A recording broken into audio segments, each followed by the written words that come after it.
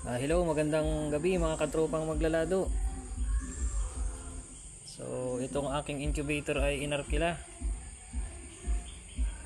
Nagka-problema itong aking thermostat. Kaya papalitan natin ng bago. So, ang naging problema dito sa aking thermostat ay mabagal siyang bumaba yung kanyang temperature. Tapos pag tumataas, pag nare-reach niya yung maximum ay nalagpas dun sa 37.8, umaabot ng 38.2. Tapos sobrang bagal niyang bumalik doon sa minimum. Sobrang bagal lumamig, naabot ng mahigit 10 minutes. So hindi normal yun sa thermostat base sa observation ko sa nito dati. So ang gagawin ko, napapalitan ko na ito. So dating gawi lang ang gagawin. Ito yung mga wiring. So tatanggalin ko na muna itong dati. Tapos ito muna una kong gagawin. Tatanggalin ko na ito.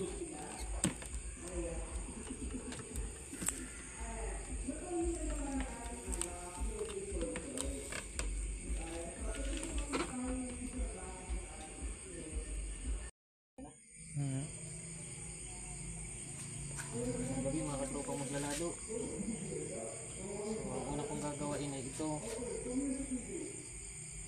po yung wire ng sensor ng STC 1000 thermostat. So ikakabit ko na siya dito sa yung para sa sensor ay dito natin ipapasok sa butas na may number 3 at 4 dito. So una kong gagawin ay luluwagan ko na muna itong kanilo dito para maipasok itong sa sensor. Hanapin ko na muna yung sakto na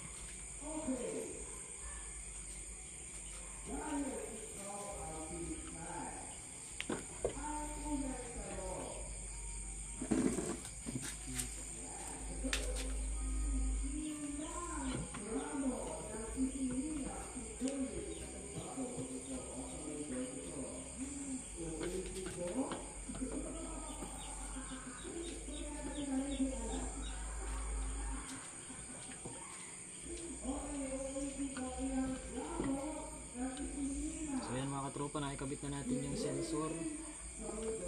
Ang sunod ko naman gagawin ay kakalasin ko na itong lumang thermostat. So ang gagawin ko lang ay paluluwagan ko itong tornilyo dito para maalis yung mga wiring.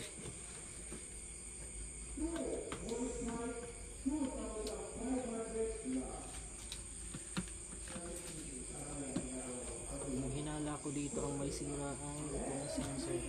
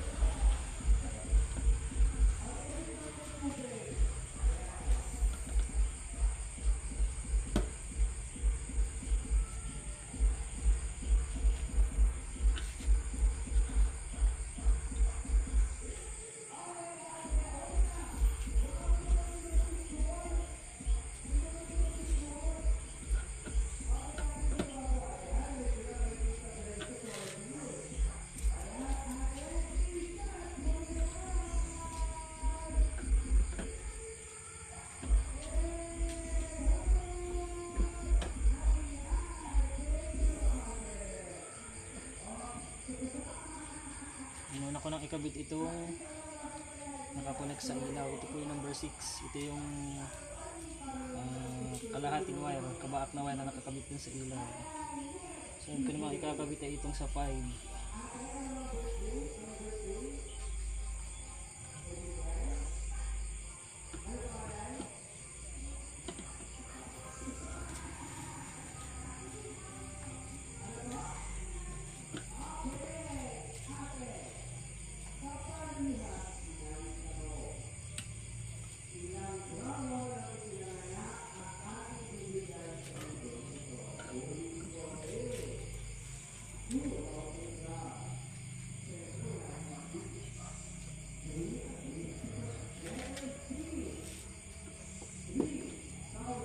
So yan, nakikabit ko na yung sa 5. Itong kaputol nung nasa 5 ay ikakabit ko naman dito sa 2. Bali dalawa ang nakakabit dito sa 2.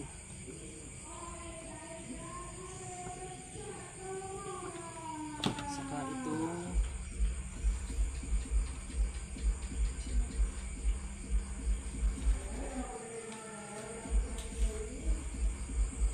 mag-Y connection tayo dito. So bali isa, hindi ko makita yan.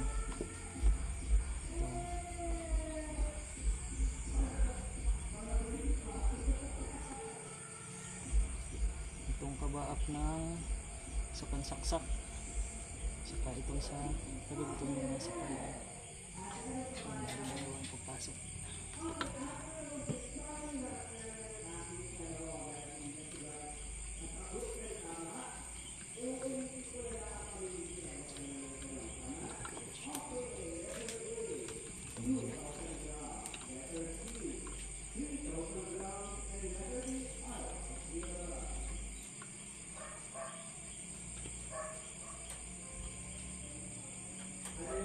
So may connection. Hindi ko makita yung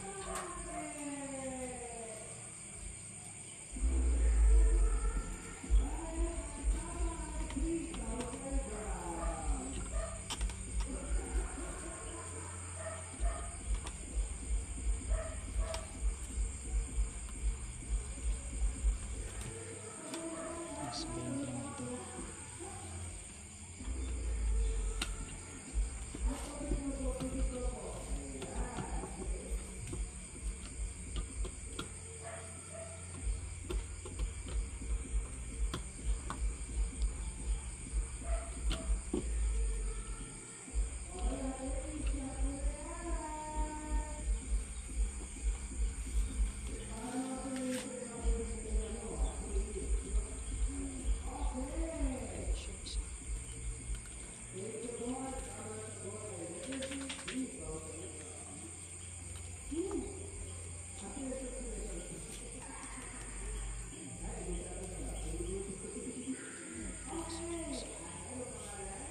Hindi mo ipasok yan sa bakit siguro tanggalin mo na itong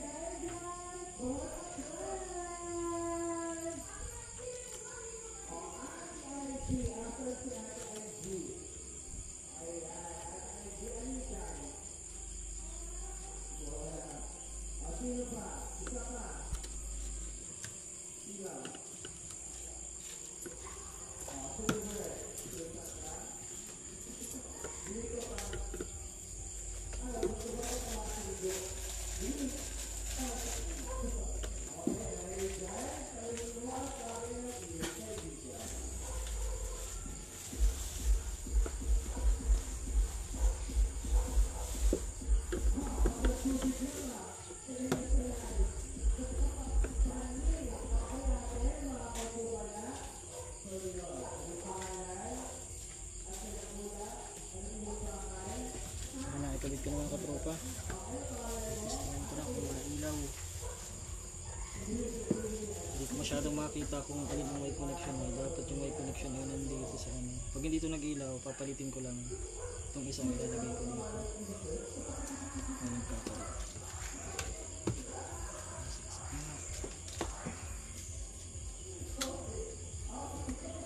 So yan, umilaw siya. Ibig sabihin ay tama yung hula natin. So mamaya ay ipapasok ko lang ito ng konti, tinestilan ko lang. Pasok ko yung mga wiring. Kaya mga katropa, umilaw. So bali, gagawin naman natin ngayon ay set up natin sa maximum temperature. So kung makikita ninyo, ang maximum niya ay 10 degrees Celsius. At ang kasalukuyang reading ng ng sensor niya is 27.0. So papasok natin ito dito. Yung dating sensor ay access ko lang.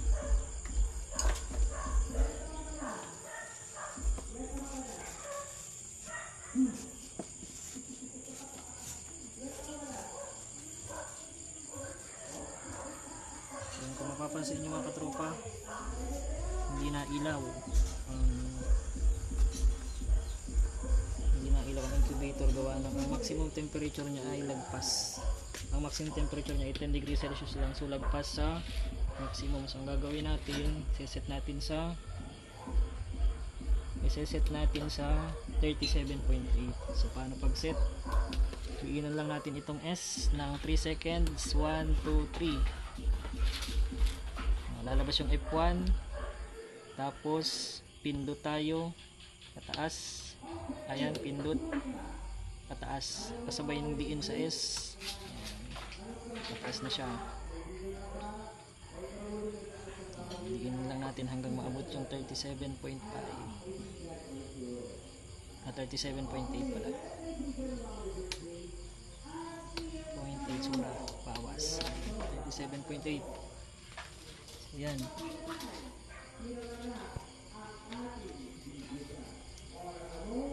So ang gagawin naman natin ay yung interval. So ang interval niya ay 3.0. So gagawin lang natin na ang interval ay 3. So kung 3.0, gagawin lang natin siyang 0.5. So ang gagawin natin, diin na natin yung S. 3 seconds ulit. Lalabas yung F1, pasok tayo sa F2, diin, bawas, baba 0.5. So ibig sabihin kung ang maximum niya ay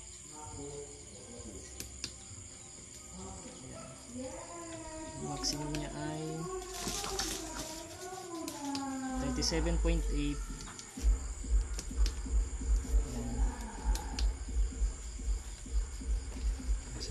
Hindi pa natin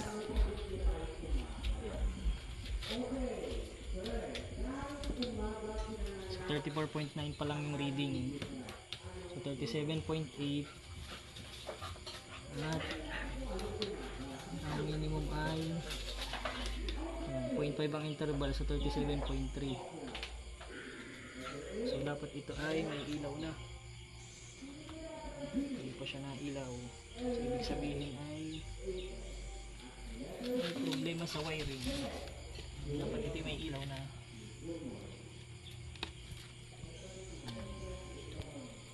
34.4. Dapat ito yung nag-ilaw na para tumaas. Tingnan natin yung sa power. Baka nabaliktad ito. Dapat ito may ilaw na. So bubunutin ko ulit at babalik pa rin ko ito na hindi pa na ilaw.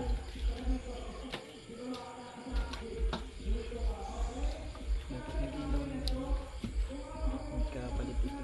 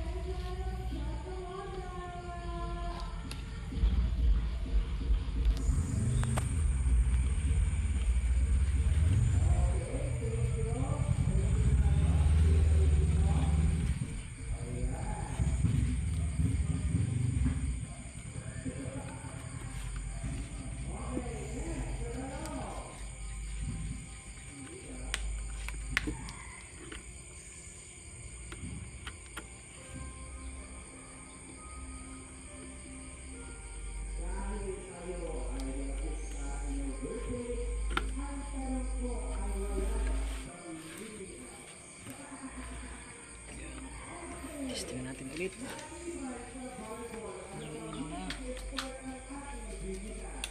Yan, tama na mga katropa, kumilaw na siya.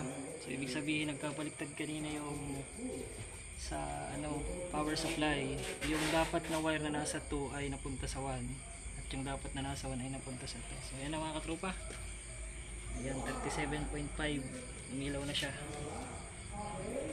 Ayan, tapos mapaling yan pag naabot niya yung 37.8. So ang obserbahan natin ngayon ay kung katulad pa rin ng dati na mabagal bumaba yung temperature, inaabot ng mahigit 10 minutes. Ayan. Salamat. Obserbahan na lang kung katulad ng dati.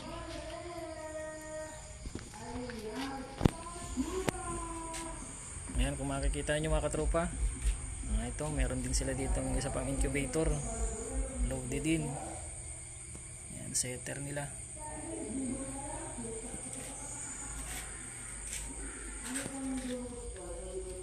Mataas ang humidity, 74%.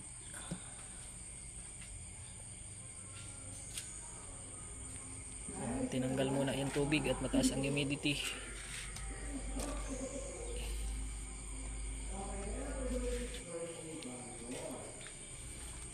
Ang diferensya nito mga katropa kanina ay mabagal bumaba ang temperature pag itong sensor ay nasa loob, tapos pag binuksan naman sobrang bilis bumaba.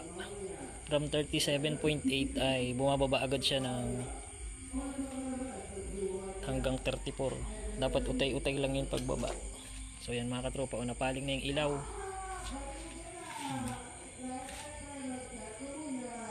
Abangan natin kung katulad pa rin ng dati na 10 minutes bago bumaba yung temperature.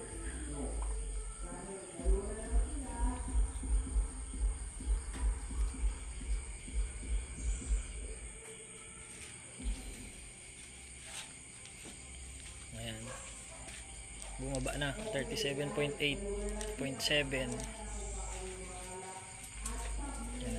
Nag-ano na nagbaba ka agad.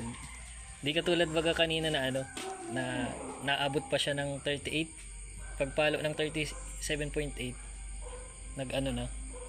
Ayun na po. Utay-utay na siyang automatic. Di na siya tumataas sa 37.8. Sensor talaga yung problema. Tama yung mo. Hinala. Pwede pa lang dapat pala ang ginawa ko na lang ay itong wire na lang ang pinalitan ko dito. Ito pwede pa itong magamit siguro. Kapag ka mo lang yung sensor. Sensor yan, yung sa wire ng sensor. Yan, 37.5 na siya. Ano lang, un minuto lang. 2 minutes. Na 10 minutes po kanina. Ay, matagal.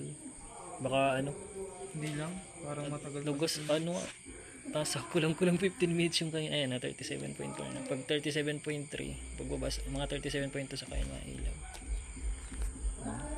2 minutes pa lang. Yan, ganyan lang ang normal na ano yan. Every 4 minutes or every 3 minutes saka siya mailaw.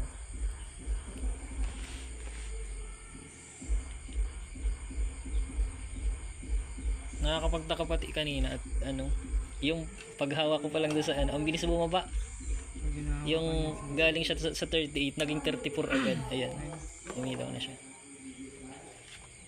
Ano pa lang, 3 minutes pa lang. Ayan, ganyan lang ang normal na ano niya. Hindi na abot ng 10 minutes. Nakaano lang pati siya. Oh. Nakapatong sa itlog. Kahit ipatong mo siya dito sa tapat, pinakang tapat nito. Ano. Ito dito.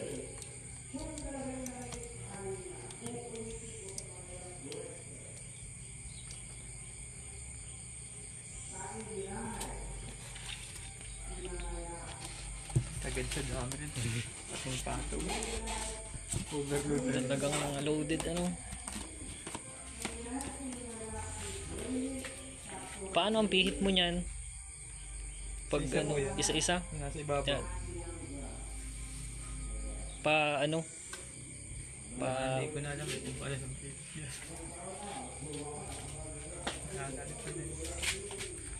Okay na. Ayos na. Titipan ko na lang po. At ito yung ikaw na lang maano? Mayroon po dyan tape. Nagkaya ka na sir? Siya na? Kaya na. Yan mga katropa, ayos na.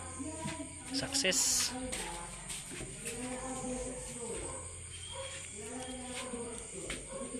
So yan, para sa mga hindi pa nakasubscribe sa ating YouTube channel, subscribe lang po kayo.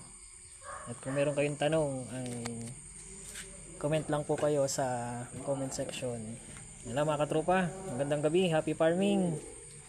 God bless you.